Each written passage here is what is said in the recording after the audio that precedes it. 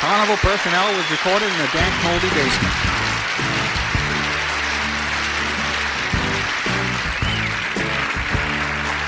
Joe and Jacques, it's Carnival Personnel.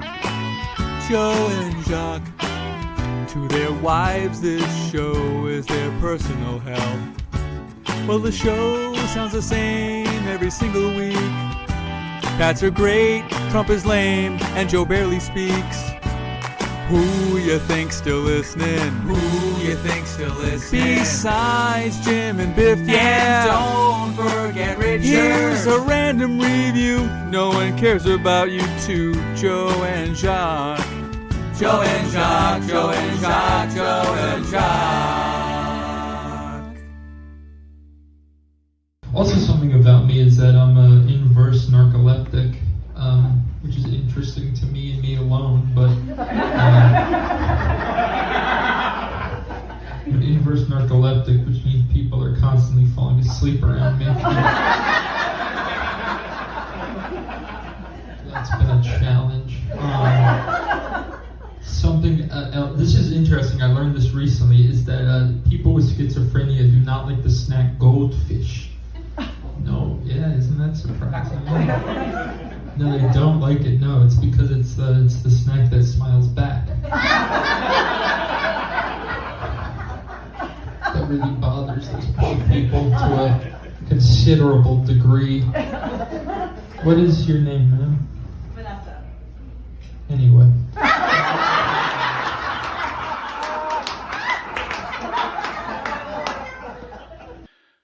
Hello, and welcome to Carnival Personnel Sideshow. I'm Jacques.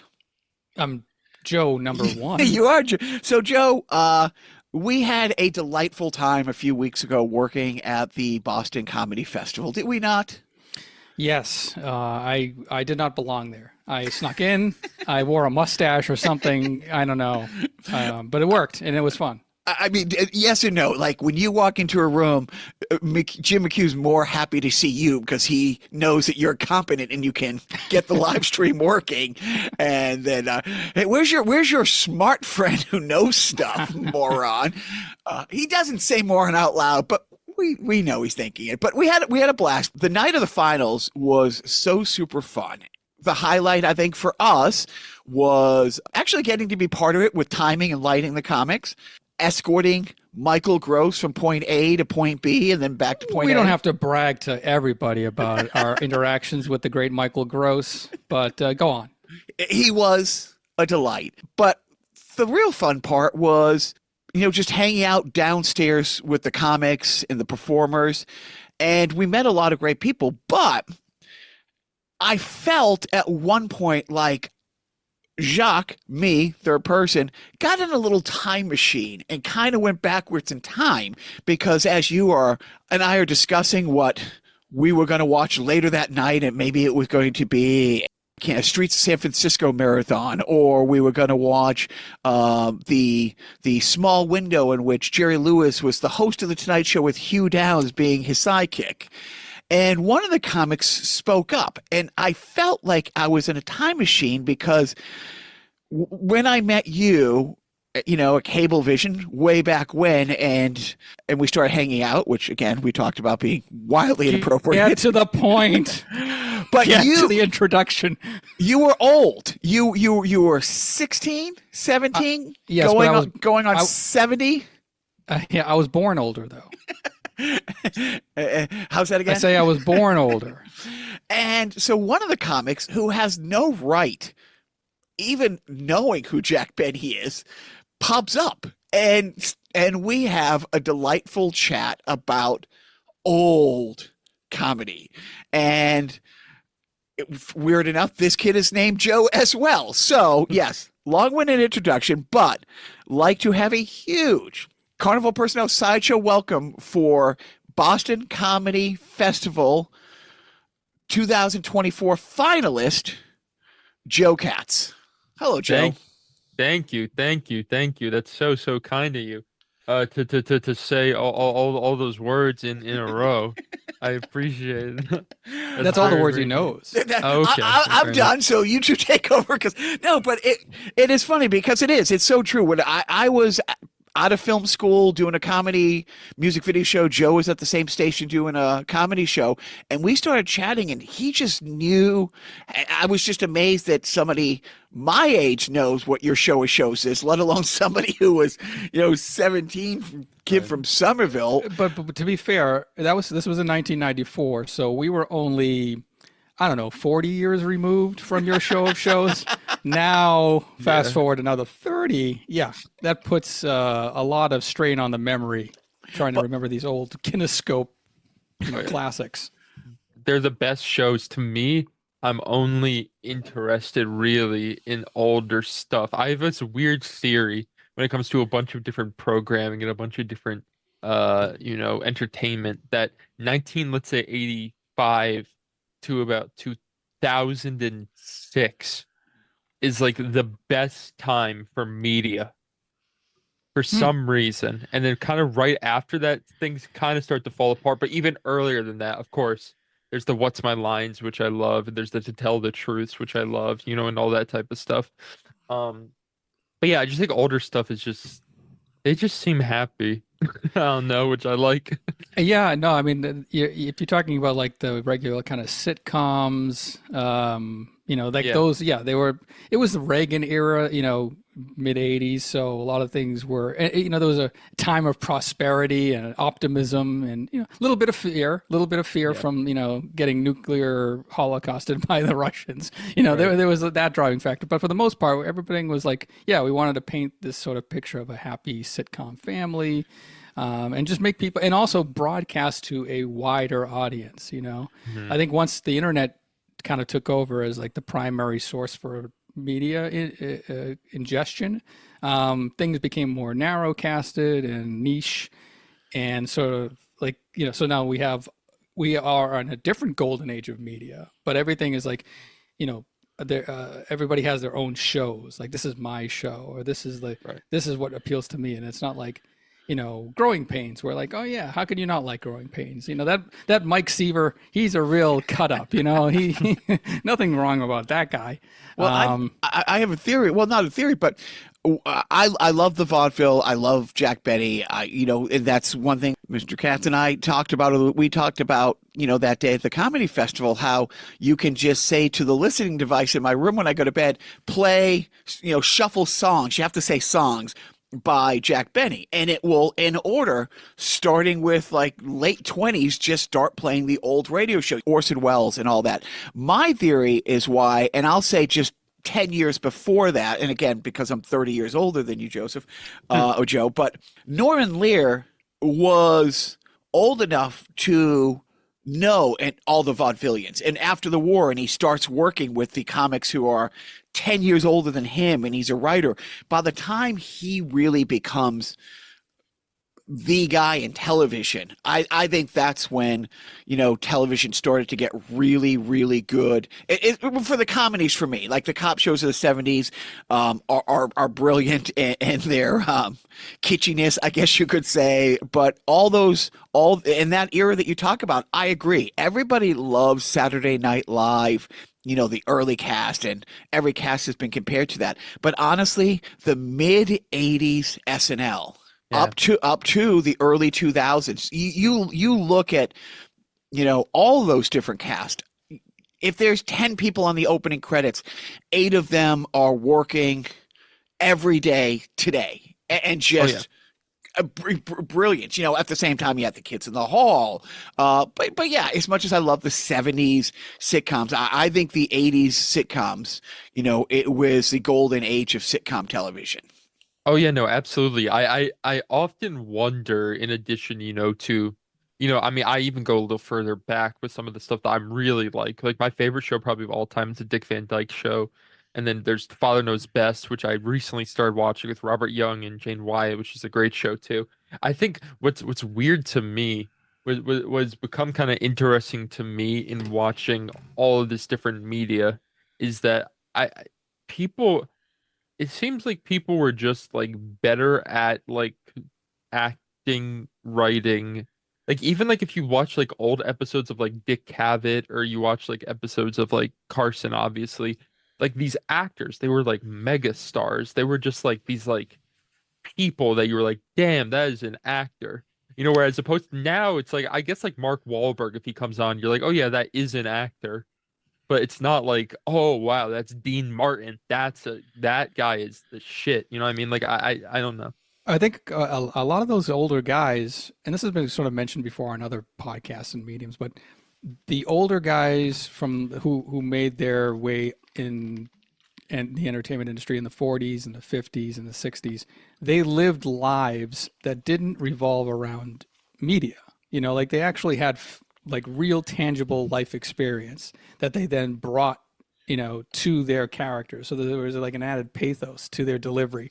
They could relate to the character on a human level, whereas now it's almost like a lot of actors, they have obviously some life experience, but it's a different type of experience. We're so exposed to this distillation of what humanity is like, how it's portrayed on TV. Like a lot of us just grew up watching TV, or a lot of us just grew up watching, movies and stuff. And then so when we become actors later, or then they become actors later in life, then they start sort of imitating actors that they've seen in the past, and it's like a copy of a copy.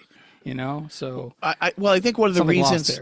No, I think one of the reasons we love Martin Short so much, I say we, I mean everybody, he is from that school where, if you listen to all these interviews over the years, he thought he was going to be a dancer at one point, and you go back to all of those people, whether it is a Jack Benny, whether it's a Marx Brothers, all of them, by today's standards, would clean up and win Dances with the Stars without a bead of sweat. They can all play a dozen instruments. They all can do comedy and drama.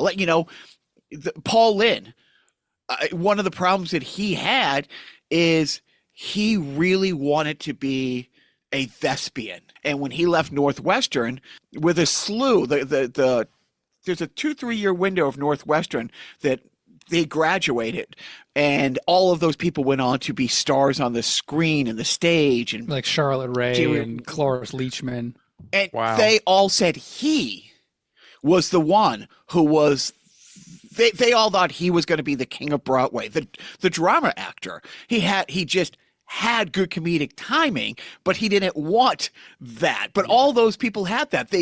You could plop them in now it's a big thing when like Robin Williams made that transition from, funny to this, or the Steve Martins. But again, they're older people who also were able to do 1,000 different things. What's the Simpson line? Unless you're Jack Parr, you're stealing my bit. Nope. Yeah. No. Oh, Steve Allen. Unless you're Steve Allen, you're stealing my bit. It's so cool to me. I think that for Jack Benny in particular, someone who like I'm such an enormous fan of, just like listening and watching his stuff. And also it's like weird to me watching that particular show. Like I didn't realize until maybe 3 or 4 years ago that like randomly Mel Blanc was just like an actor on that show. And it's so weird to me, 'cause I've heard him, do growing up, Mel Blanc for me is Bugs Bunny and whatever. So it's bizarre. He's just some working actor who also happens to be like, involved in Jack Benny whenever he's going like this, or looking around, doing it. Like, I think it's so, I think just what I find funny is older. I think that there's probably like a 95-year-old hooked on Geritol inside my body. And I don't know how he got there. I don't know how he has Geritol in this day and age. Do they still sell Geritol? Is it available on Amazon? Geritol is always my reference when I want to be like, oh, they're really, really old. That's absolutely. How I do it. Well, let's take a step back for a second, because at one point I do want to talk about your comedy and how all this shaped it. But do you mind telling our listeners how old you are, Mr. Katz? Oh no, of course. I am 24 years young. Congratulations. Thank you. I'm still trying to keep it together. I'm turning 25 in a couple of months, but yeah, I'm 24 right now. I am was born I don't know how biographical you want me to get, but yeah, I'm 24 years old. Yeah, you're the same age as my son, essentially. Oh, okay. Yeah, I one of my sons. Yeah, I have a son who's 18, and then another son who's 24. So yeah, Okay. which is nice. You know, it's you guys that were born in the year 99, 2000. It's a lot easy, especially for my older son, because he was born in 2000. So his age is the year. In the January of 2000, so it's just like, yeah, well, I can't forget his age. Well, and it's I funny forget his birthday sometimes. because when we were talking to you that day, you know, at the Berkeley Hall there, we had this delightful talk, and then Joe leans into me and goes, "He's my son's age," and I'm like, "Oh my god!" And what's fun is Joe's son has a little, you know, Joe DNA where I'll come over and we'll watch something that he'll sit down and watch with us and just be amazed, and it's fun. What did we watch the last time? Because every the time Boy in the Plastic Bubble we were watching together, but you know, he and his friends were getting, and I think a lot of the kids from your generation are like now rediscovering Columbo. Like that's like a thing that's being watched now by younger people. Like, you know, it's it kind of comes up on like the suggested, like, oh, if you like Poker Face, you'll love, you know, Columbo. No, I'm not kidding, because they're both, you know, Poker Face is that you know, Natasha Lyonne show. That's she's basically Columbo. You know? I thought it was a Lady Gaga thing. No, Like, no. Okay. Unless I'm misremembering the name of Natasha Lyonne's show. She has a weird, annoying voice, kind of like Peter Falk did. So it wouldn't surprise me. Yeah, that's it. Yeah, she basically is doing. Her whole life was a big Peter Falk. Yeah, impression. exactly. Just one more question.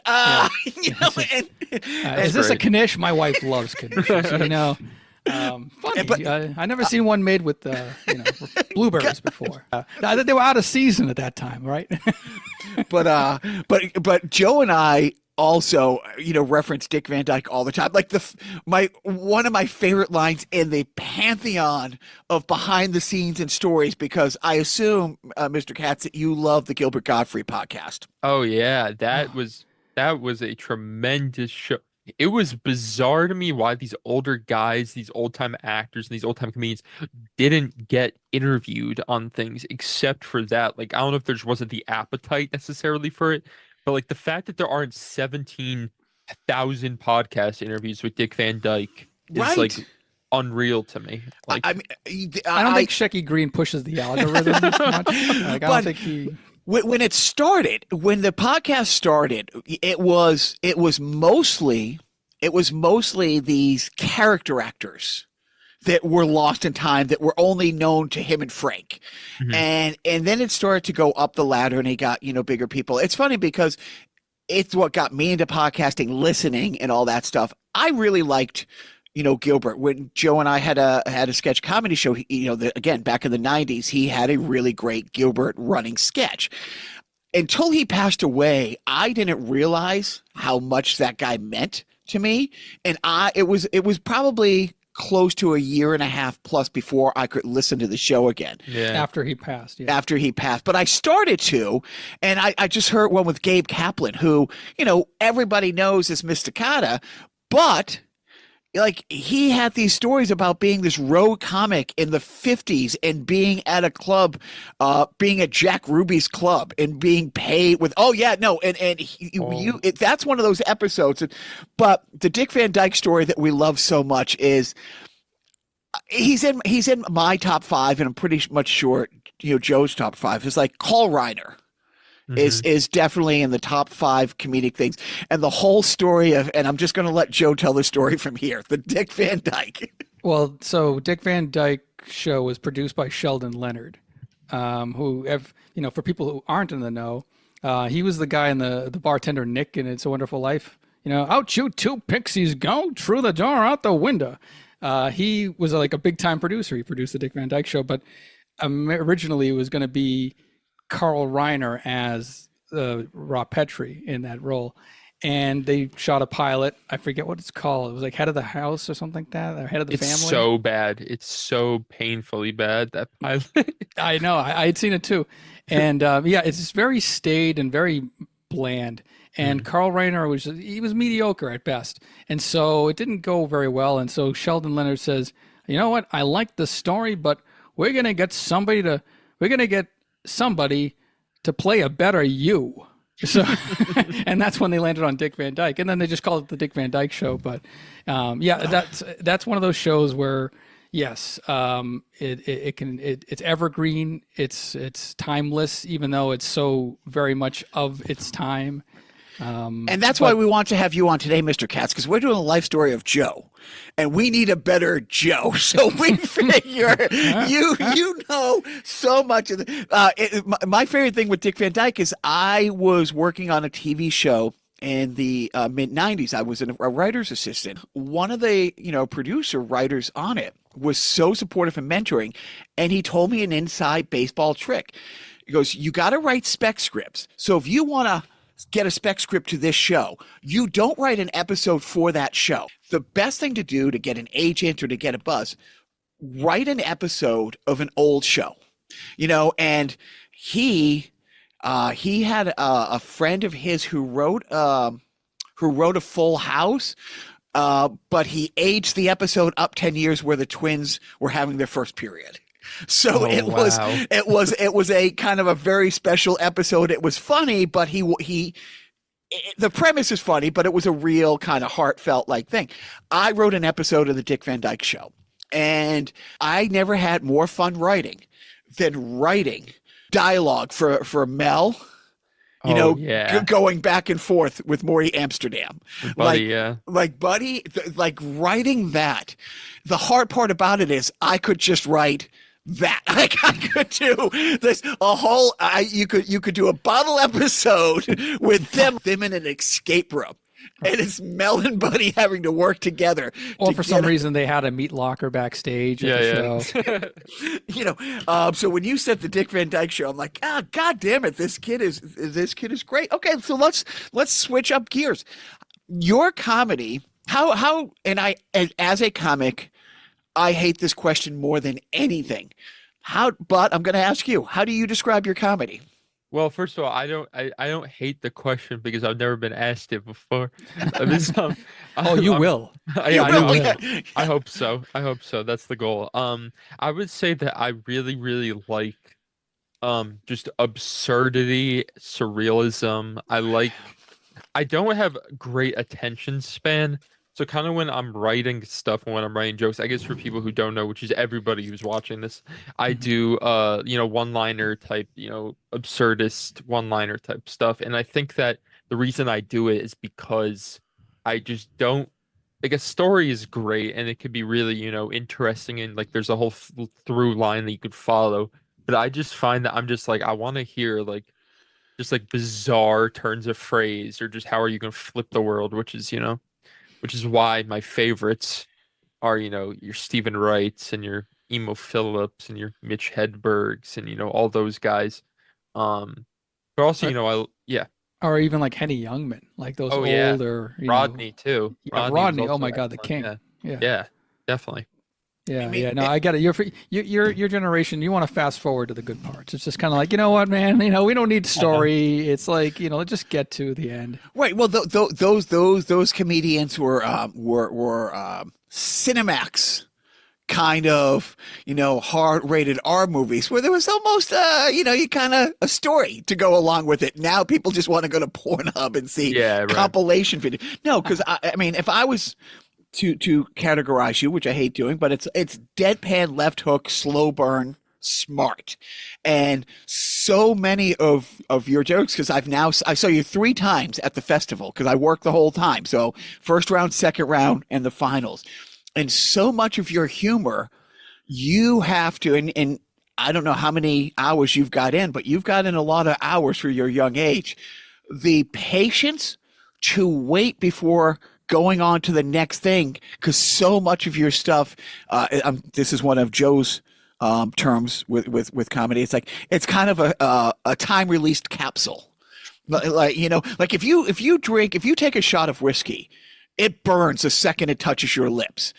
If you're a pill popper, it takes a little bit for it to kick in. Now, Joe and I don't drink or do drugs, but I'm just guessing that if you take if you eat the that. drugs, it takes a long time versus if you were to drink the drugs. I'm a prescription pill popper, so I know exactly. Your comedy, you trust the audience to get the jokes. Like there's not a lot of hand holding, it's just kind of like you assume that the audience is going to be on the same page as you.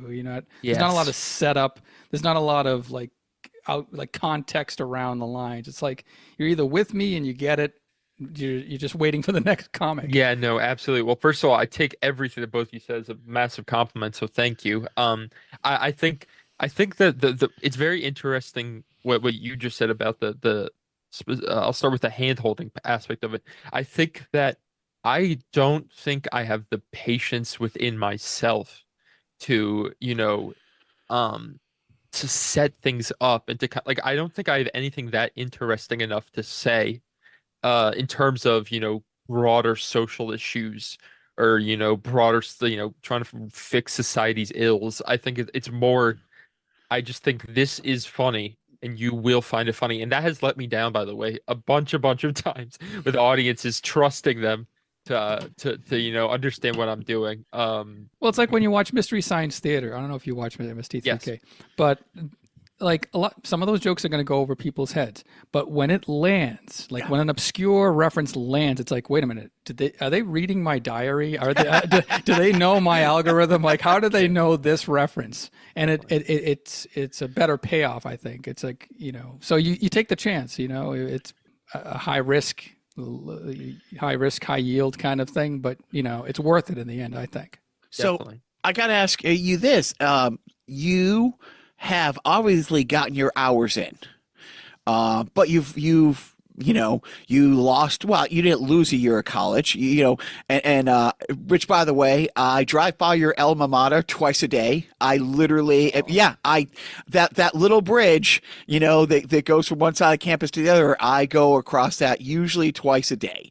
That's where we live. I'm a big Riverhawks fan. I go to lots of games. You went to college during the pandemic. Was that your junior year? Yes. So my spring semester of my junior year, I had to what a funny accident with that, if I may, real quickly, is that I went from Lowell, where I was in school, to which is a very nice area. It's in some respects, and it's like a nice city kind of type of environment, but it also has some pretty bad parts of it. They're a bit like so I went from there, and I was devastated to have to leave. I went from there to a suburb south of Boston where my parents live, which is like, this like kind of like fancy, like well-to-do. Everyone has like 17 political yard signs in their lawn type of town, and I was just like, I was so upset that I was like, I want to go back to Lowell. And like all my friends from like the town were like,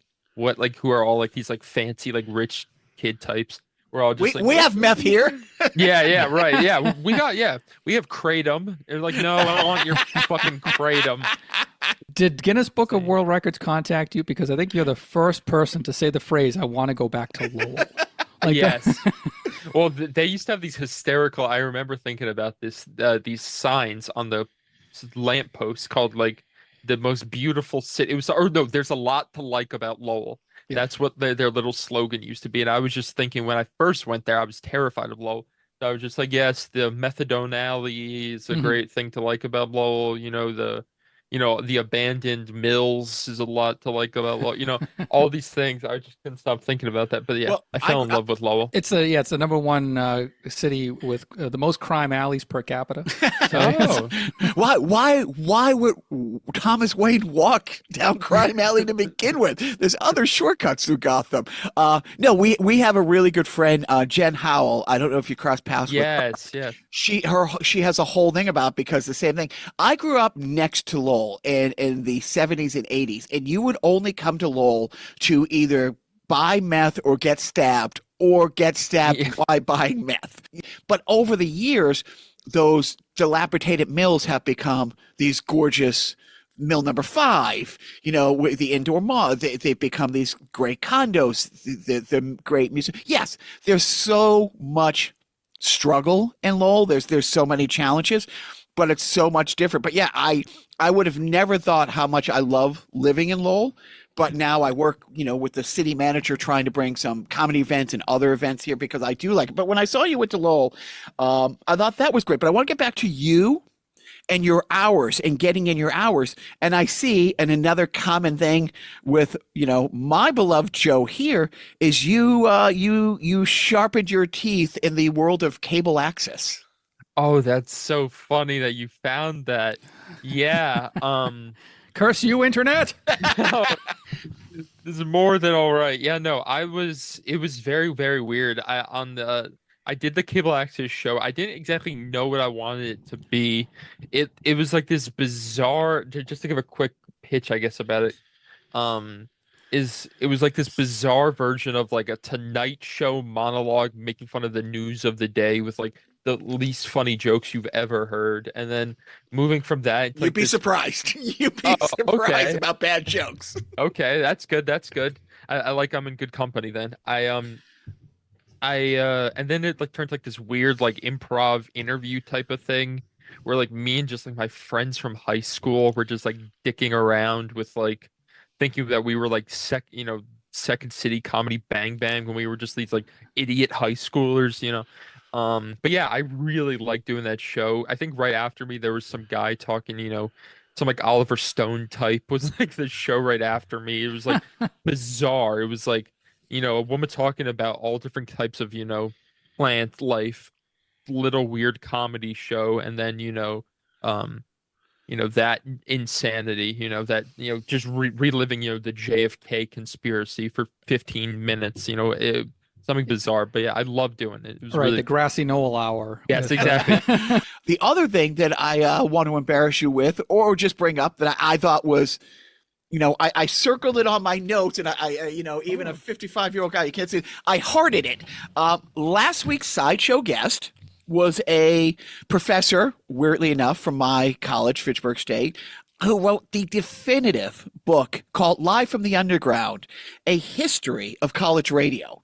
And it's a history of college radio. Like, this land grant act of 1936 led to the government funding these towers, all the way up to, hey, this is how pavement, became a thing because Mission to Burma paved the way. And I told her, I said, I still love college radio. In fact, WXML is one of my first three presets on my car. And I see that you were a DJ at Lowell Radio for 3 years. Tell us about that. Yes, WMUL, where underground music lives. I did the Joseph Katz show, which at the time was this weird, everyone else on college radio was doing, obviously, I guess, was doing, just like playing whatever shoegaze music or whatever, like weird, type of like extreme Swedish black metal of the month that they were into, like. So I was like, oh, I want to do like a comedy talk show. Another really big influence of mine are some people. This may be too obscure for you guys, so I'm going to try this out. There's a talk radio show that was in Florida named the Bob Lasseter Show. There was another guy by the name of Neil Rogers. There was, of course, Opie and Anthony, and Ron and Fez in New York are like these very important big influences to me, as well as the other comedians and TV shows I've watched. So I kind of wanted to do like what would be considered like a politically correct version of whatever that type of show would be. So yeah, I did that for 3 years. It was like half that and half me kind of like giving biographies on like comics who I really enjoyed, and pulling clips from them and just trying to give their stories and all that type of thing. So I did one on Mitch Hedberg. I did one on Stephen Wright, of course. I did one on Norm, who was also a massive influence of mine, who I'm obsessed with. I did, whenever I say his name, I'm like, God damn, I was supposed to see him, and then...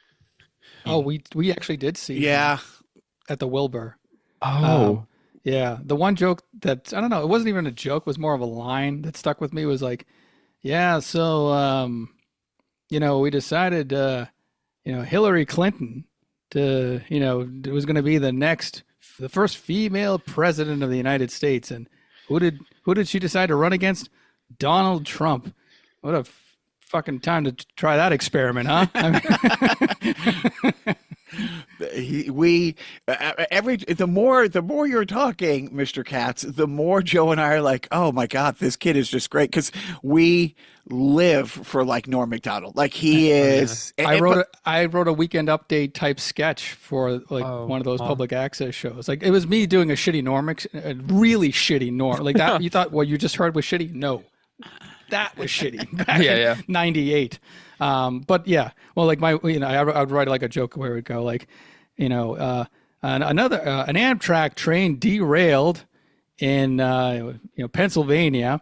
Investigators were looked at the scene, and they think that they found that the cause of the accident was when they saw the words Amtrak.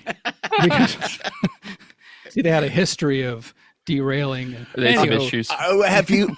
Jacques, can you cut that part out in editing? No, Thank you very much. You just loop that over and over again. Yeah, that's what's going to happen. Don't make that the clip.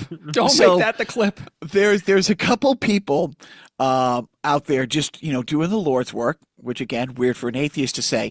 That when Joe comes over, and I said we watch some weird stuff. By the way, yeah, the Jerry Lewis hosting the Tonight Show was great. But one thing that Joe and I have discovered that we really love: bad episodes of Johnny Carson. There was an episode with Steve Martin.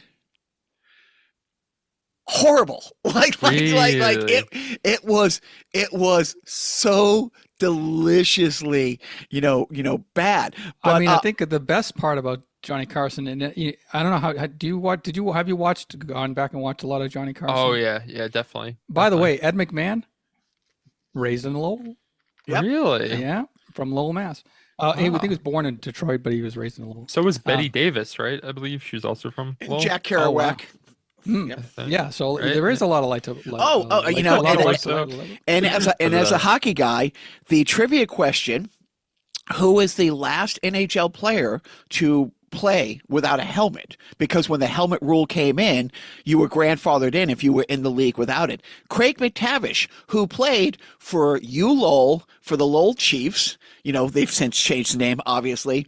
And when I was 14 to 16, I played on the Lowell Junior Chiefs, which meant we got all their hand-me-down gear, which didn't fit.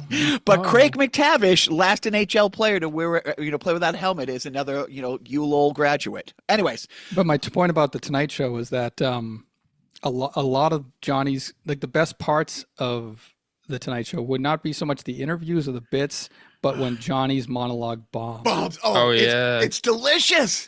Yeah, no, it's wonderful. I loved that aspect of the show. I loved how he acknowledges the bombs. So I think that was like at that time, that was probably like not very common, I would imagine, like for like a big host like that to like, tell a joke and then instantly be like, okay, I can't do a Carson impression at all. But like, just to acknowledge a bomb like that back then, that I think you saw that in like future generations forever. Right. I mean, Johnny was the only game in town for so long. And I think he became so comfortable in the 70s and 80s about his stature that, he knew that he was up there. Like, he had kind of been through the mill and it's been like, 20 years or something since he started hosting. And, he got to a point where it's just like, yeah, like not all of this is gold. And if it bombs, it's like, these are the jokes. Like, we got to get through this together, Right, and that one episode with Steve Martin where they're doing a running bit that just isn't working, and they're both looking at each other like,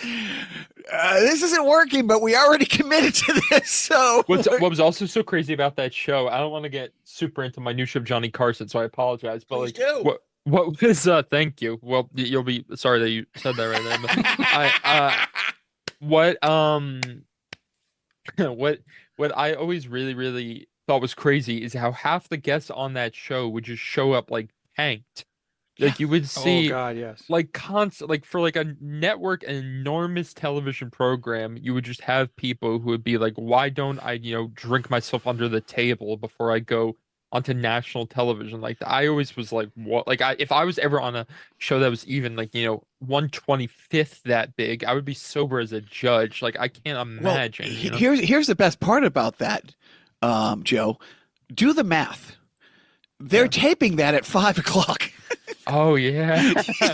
You know, so I mean, when they talk about like the famed stories of tic-tac-toe, you know, Hollywood Squares. Hollywood Squares rather, like they would tape a week of shows at once, and they would do 2 or 3 shows and go to lunch, take a break for an hour and a half, 2 hours for lunch.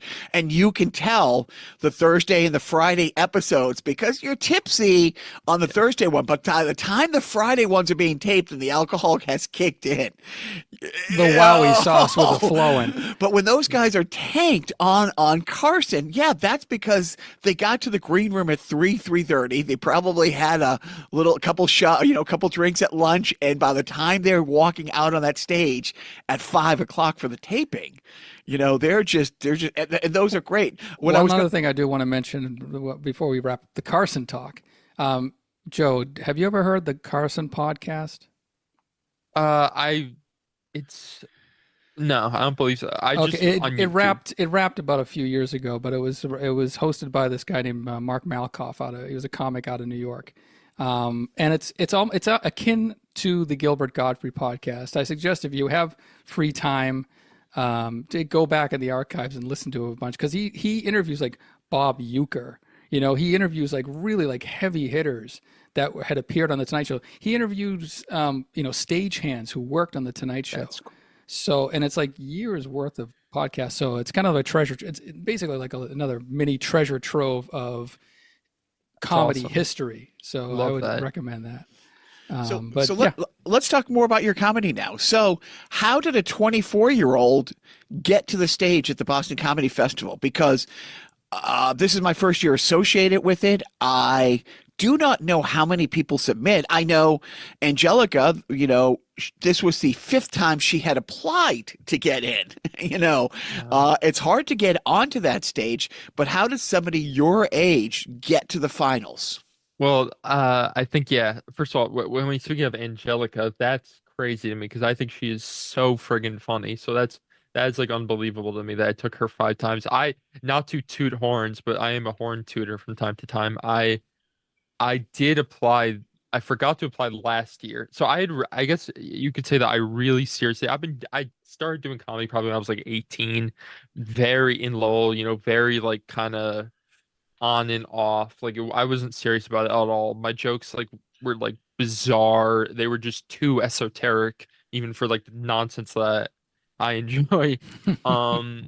So I was doing it then, and then I guess probably when I turned 21, probably, and I could actually get into a lot of these clubs and a lot of these bars was a big turning point for me in that regard. And last year I was going to apply for the festival and I just forgot and didn't. So the first year, actually, I'm lucky that this year, first year I applied, I got in, not only got in, but was lucky enough to make it to the finals. I think it is bizarre. I think, quite frankly, I don't want to say it's something massive about my talent, which I'm sure, you know, that's not false modesty or anything. It's just I think truly what it is, the fact is what I do is so different from what a lot of the other comics that they are probably seeing are doing, in the sense that I stick out in that respect. So, you know, if you're gonna have 100 comics who are all talking about, you know, sex, drugs, and, you know, drugs during sex, and here I am, you know, just, you know, telling these like bizarre, you know, jokes that are funny, but they're just very weird and, you know, esoteric. Like I said, I think that I stand out in that respect. And I thought for the longest time that I was like, oh yeah, I'm the one-liner guy. And then you see Casey Crawford there, who is like so unbelievably good at it. And I was like, damn, I am not the only game in town. Like that man is killer. I mean, if it wasn't for Casey, I think you would be tied up there with Angelica for the winner.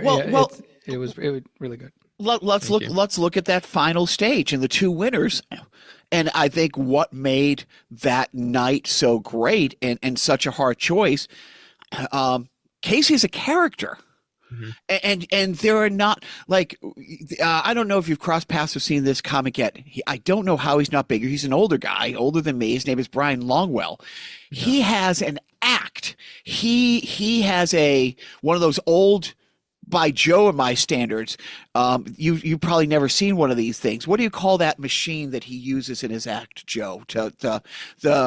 When he projects onto the screen, Brian Longwell. Oh yeah, an overhead projector. Like he is giving an HR talk at a corporation, and it is such a slow burn.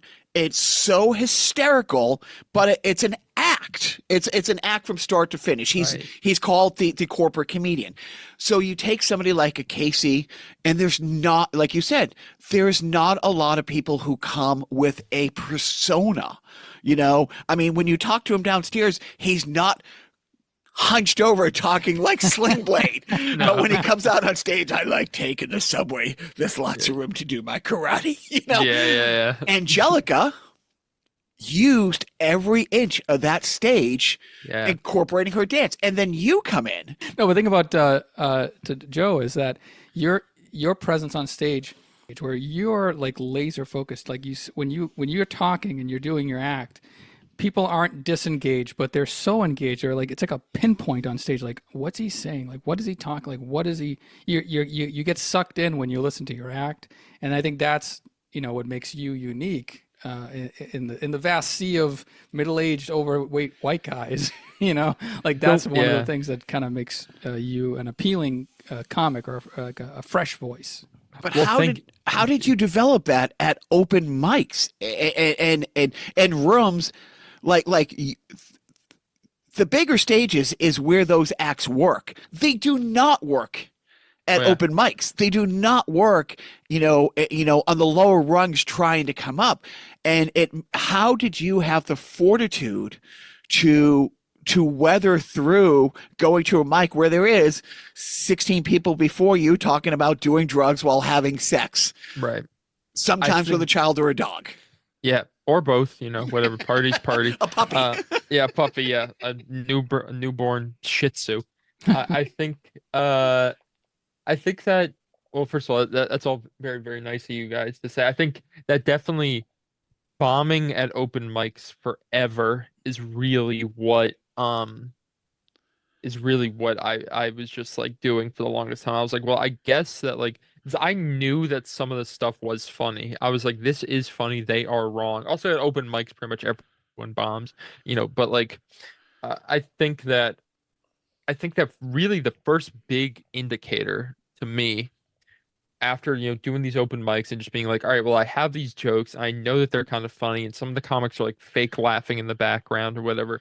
My first big indicator, quite frankly, that there was something there was when I did my first, I guess what you could call it, like showcase or real type show, which was with Will Noonan through his class that he was running through Improv Asylum, I think. And I was in that class, and quite frankly, I enrolled in that class as someone who had already been kind of, just bombing at open mics and doing oddball shows here and there for like a year and a half. I enrolled in that class to get a connection with Will, and now I've been lucky enough to have a pretty solid friendship with him. But I think, doing his show or his class and then doing the showcase there and having a crowd of people who really were like, oh, this is funny. Like as opposed to what I was used to, which was just dying forever, it's some bar on, Somerville. Like I think that. Ugh, Somerville. Somerville's quite nice. Wait, no, it's a little too many Portuguese for my liking. Yeah, I agree. He could say the same about Lowell and Cambodians, but anyway. We're Joe's a Portuguese guy from Somerville. I'm specific. I'm racist, but I like to focus it all towards Joe or my wife. Yes, all of right, course, enough from definitely. you, drunkie. Let's keep talking with Joe. Fun little game, by the way, to play in Lowell is try not to run over the Cambodians. It's unbelievable. Whenever they're walking through the street, they do not let cars. It does not matter. It does not affect them when you're in like little Cambodia. They'll just walk through the street and just.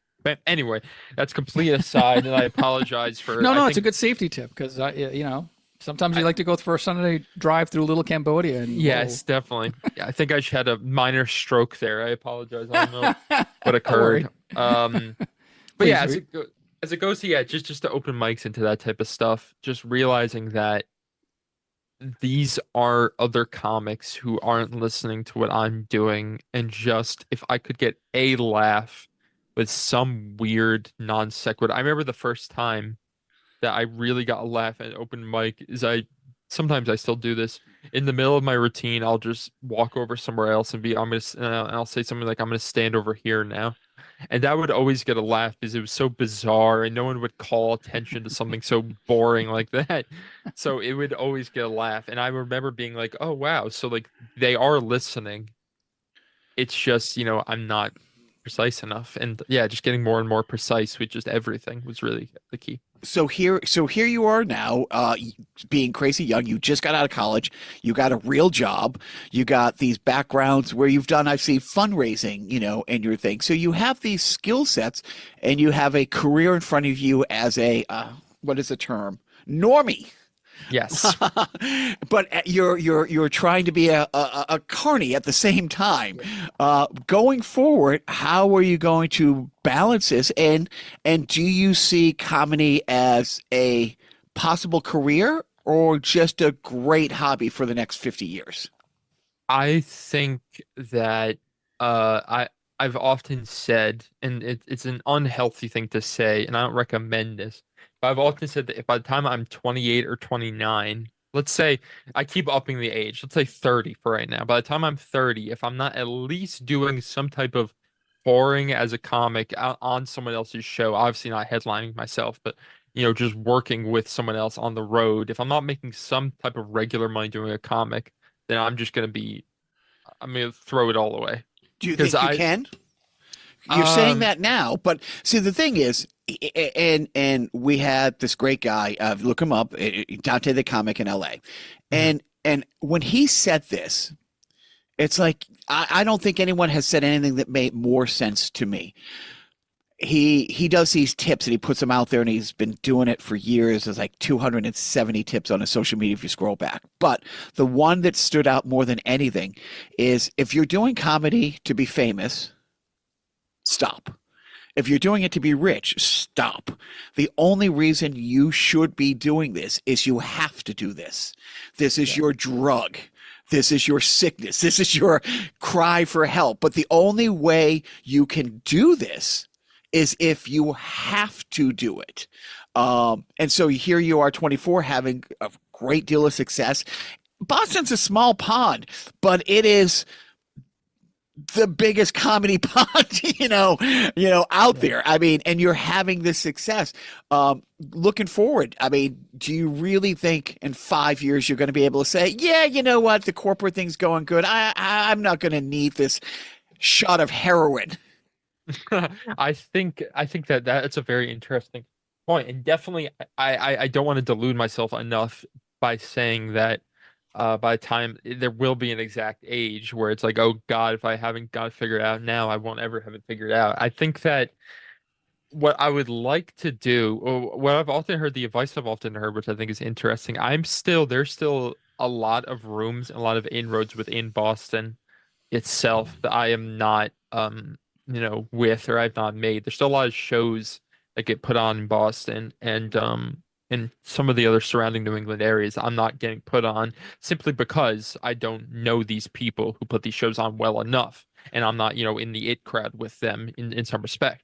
Which is totally fine, and that's how it works, and I've come to expect that. So I think from what I understand is once you are getting consistently booked everywhere, and if you want to be able to, I think that there's a difference between being like rich and famous, which I don't really care about, and I want to be able to be a working comic, like in the sense of I want to be able to know that even if I do have some weird, or not weird necessarily, some side occupation, just so I don't starve to death. I want to be able to know, and when people say, because I've been saying I'm going to be a comedian since I was 2 months old. So it would be nice if I'd be able to prove to that and live up to that expectation of myself, and in some respect, just to be working, just to be on the road with some other comics and know, okay, I've had the experience. I'm doing what I love to do because it is compulsory, kind of like you said. Um, So yeah, I would say that I don't want to delude myself into thinking that in exactly 6 years I'm gonna have 17 Netflix specials, but I think I'll probably have 16. But I think that on by that same token, I would really enjoy to be able to know that I did, I did what I wanted to do. Whether you're in a band or whether you're, a doctor doing surgery, uh, you're only being funny 10% of the time as a comedian. It's an important 10%. You have to be really, really good, but that's only 10% of being a comic. The rest of it, which has changed dramatically, is building your brand, which is always part of it, but like you have more platforms to build your brand, but at the same time there's more like risk to building it the wrong way or putting too much out there and being pinholed. This networking, are you good at that side of it? I am abysmal at networking. I I am not, I guess what we call in Yiddish a macher. I'm not the type of social climbing type that is good with that sort of thing. I find that Are I'm you more of a very nebbish? Was that what you said? I'm more of a nebbishy, yeah, kind of, troll type, I guess you could say. A goblin that's living in muck type. Well, Uh let's not get carried away. no, You just don't no. like talking to a lot of people all the time. I get it. I'm with you. It's not, yeah, no, it's definitely part of that too, but it's also that I'm always feeling I do have a, not to get too, psychoanalytical about it, but I do always feel to some degree when I'm talking to some of these, these people who are movers and shakers in this, like they don't want another comic being like, "Oh, can you do, put me on this and put me on," like I always feel like I'm putting people out constantly. Um, which was just, something that I'm trying to get better at. But I do feel this type of need to get better at networking because I think that from everywhere I hear, that's like that's the golden ticket. If you're friends with the guy who runs the cameras, then he'll put you in front of the cameras, But that's how life works. I mean, it doesn't matter if you're trying to get into the plumbers union. Yeah. You have to go through an apprenticeship of an existing plumber who's going to take you under their wing. Your social media, do you have a plan with that? As a I young need, comic who grew up yeah, in the social media, I'm a dinosaur who just got on Facebook a week ago, yes. Joe. Yes, no, I posted one clip of an old joke that I used to do on my Instagram. Instagram seems to be the big one for comedians. Also TikTok, I guess. But I mean, it seems like that, that might just be getting banned any day now. So I'm not even sure if it's worth working on that one. But I think when it pertains directly to Instagram, I need to get better at the clip thing. I think that oftentimes what I find difficult is these people that post these clips have longer there's almost a beginning, even if it's only 25 seconds, there's a beginning, middle, and end to each clip that they're posting. In some respect, there is some type of storyline, and I find it difficult with what I do to find that storyline. Of just doing these like one-liners one at a time. But occasionally, if something weird does happen at a show, then that's, like a good type of thing to post. But I definitely agree with you that I think that, for better or worse, you aren't gonna get it. What is interesting, you are back in the day, you would get big and known by being on a show like a Carson or even, a Letterman or something to that effect. Now, in order to get onto the modern day versions of that, your, Colbert's and your Fallon's, you have to get big on the internet first. I know a good amount of comedians who are getting booked at places in New York, like the Cellar and the Stand and all these other, monstrous comedy clubs just from being Instagram famous. And it's like, it's unbelievable to me. So we will. Joe, do you got anything before we wrap up with Joe? No, I mean, I think to what Joe's saying about being on Instagram and applying your comedy, Joe, to the algorithms that dictate Instagram. Yeah, it's a bit of a challenge because those comics who are Insta famous, they tend to be bigger personalities, just like like their physicality is bigger or whatever. And so where yours is a little more inward and it's a little smaller, it's harder to kind of compete against that, and you not necessarily are competing against that because you're kind of going for maybe a different audience. So I get the struggle. Plus, you're young. You don't have like, I don't know how, do you have an hour? Do you have No, I have probably 15 pretty good minutes. Right. So you don't want to burn like everything that you have. You don't really want to burn on Instagram. So it's like, my precious, I'm not going to give it away. I have to save this for the Netflix. Yes, so exactly. And like a lot of these things that you see on Insta are like, crowd interactions or ramblings or whatever, off the cuff stuff, which doesn't suit your comedy because you're very structured in like, these are my lines. We're going from A to B to C to D, and then that's my act. So, I get it. So maybe, I don't know, just pick on somebody's shirt at one of the shows. Just, just do that. Hey. Joe, we're going to let you go, but I got one last question that's a two-part You're question. making this more of a hard out for me than I am. I'm like, hey, I'm having a good time with Joe. My kid can get to his thing. What are your 5 favorite ethnic slurs? Oh, okay, yeah. No, I'm just kidding. Well, Cambodian, he has 3. Cambodian, I have 3. Unfortunately, they're in Cambodian though, which makes it a lot harder for me to say that. This podcast is big in Cambodia, so watch those landmines, buddy. Definitely, I gotta be quite wary of that. We're worldwide. Yeah, no Pol Pot references on this podcast. But thank you for coming on. We'll post what little socials you put out there. I want to ask one. Let's not go on a racial slur thing. We're not ending the podcast on what's your favorite racial slur. No, we're going to ask Joe. Top desert island, like top movie and top TV. I guess your top TV show would be Dick Van Dyke.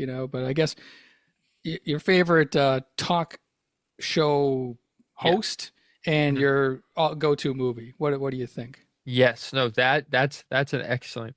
Is it the talk show host specifically is a very interesting part of that, I think, because boy, do I love a lot of them. I'm really on a Dick Cavett tear. Yes, I knew it. Watching his ones with Groucho are unbelievable. Have you seen the one with Peter Falk? Yeah, the one with Peter Falk is ridiculous. He had one with I just was watching.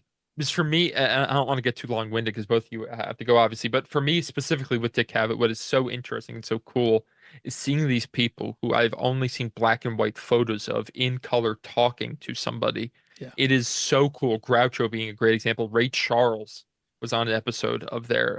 Betty Davis was on there. Catherine Hepburn, I think. I always get those two mixed up. Was on episode. Seeing all these people who are just larger than life figures.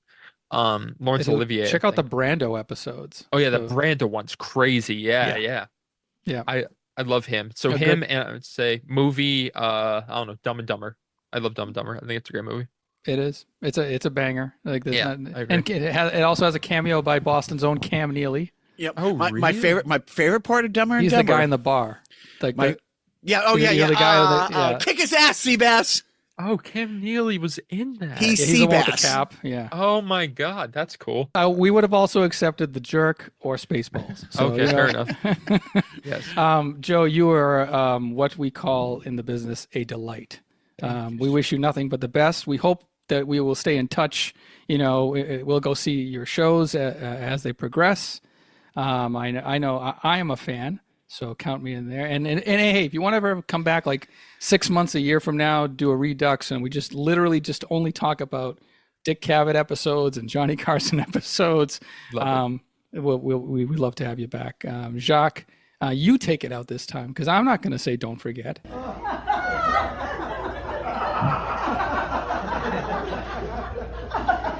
Recently, I decided I'm going to write my own autobiography. When I was trying to get it published initially, I tried everywhere, even self-publishing, but they turned it down. I was at first going to write the book about Abraham Lincoln also, but then I found out it doesn't work that way. So instead I decided I was going to write about myself, but I thought in order to make it more interesting, to make people more invested in the book, in my autobiography, I think I'm going to kill off the main character.